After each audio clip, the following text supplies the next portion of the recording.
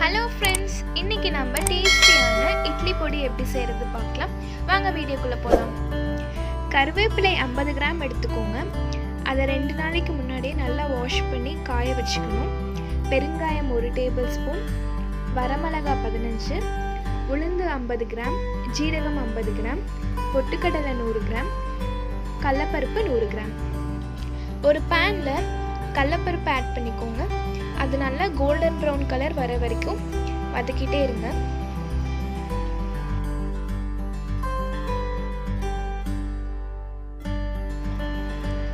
இப்போ நல்லா golden brown கலரில் வந்துருச்சு. இதை எடுத்து செப்பரேட்டாக ஒரு பாத்திரத்தில் வச்சுக்கோங்க. நெக்ஸ்ட்டு உளுந்து ஆட் பண்ணிக்கோங்க. அதுவும் நல்லா கோல்டன் ப்ரௌன் கலர் வரணும்.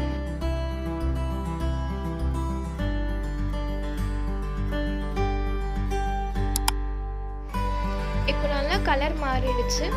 இதுவும் கடலைப்பருப்பு போட்ட அதே பாத்திரத்திலே போட்டுக்கோங்க. இப்போ பொட்டுக்கடலை ஆட் பண்ணிக்கோங்க. பொட்டுக்கடலை 1 மினிட் வதக்கி விட்டா போதும்.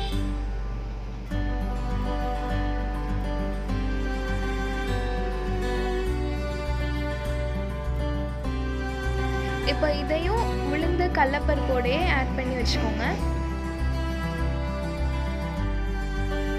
இப்போ ஜீரகம் ஆட் பண்ணிக்கோங்க.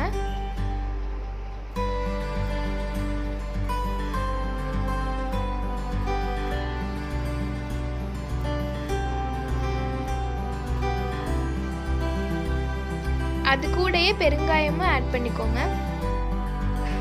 ஒரு 5 செகண்ட்ஸ் வதங்கினா போதும்.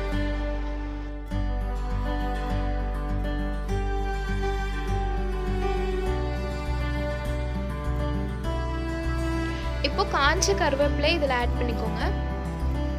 ஒரு 5 செகண்ட்ஸ் இருந்தால் போதும். கருவேப்பிலை ஒட்டுக்கா போடாதீங்க, ஒரு 2 டைம்ஸாக போடுங்க. இப்போ வரமிளகாய் ஆட் பண்ணிக்கோங்க. அதையும் நல்லா இது கூட சேர்த்து மிக்ஸ் பண்ணிக்கோங்க.